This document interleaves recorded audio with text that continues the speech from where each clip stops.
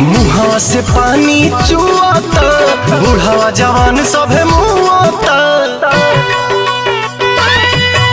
मुहावा से पानी चुआता, बुढ़ावा जवान सभे मुआता। डालब रंग होलिया में तोहरा हो चोलिया में, भगलू उठा के कहे घाघारी घाघारी अरे घाघारी। जो बनवा हकी गलहरी, घसाई रंग सा गलहरी। हिलैले बाडू नगारी,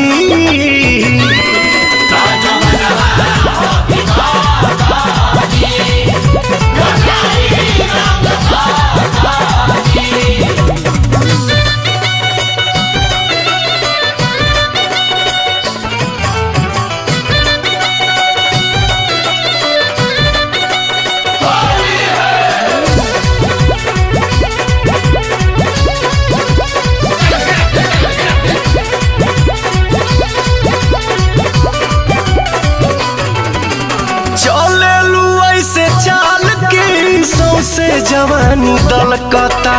तो पतनी ओढ़निया से दोनों जवनवा झलकता।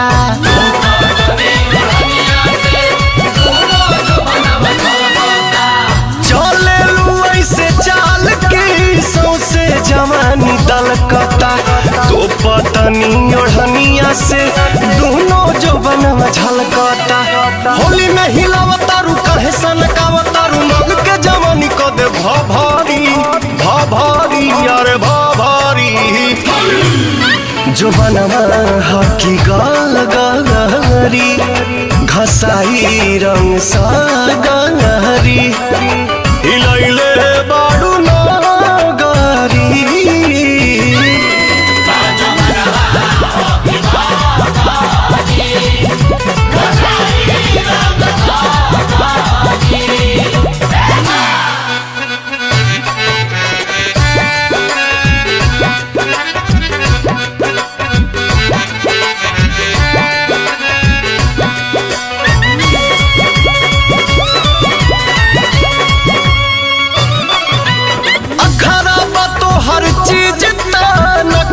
करेलू बेसी।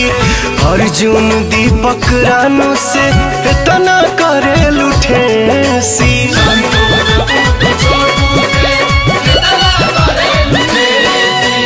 अखरा बतो हर चीज तान खरा करेलू बेसी। छोटू अमित पुतुल से इतना करेलू ठेसी।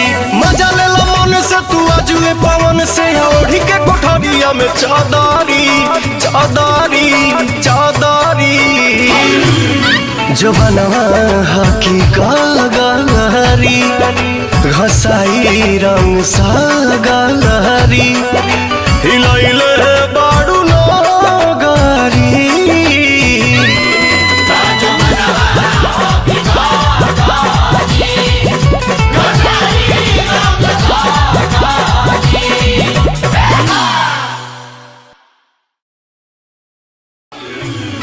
जो बनवा हकी गलहरी, घसाई रंग सा गलहरी।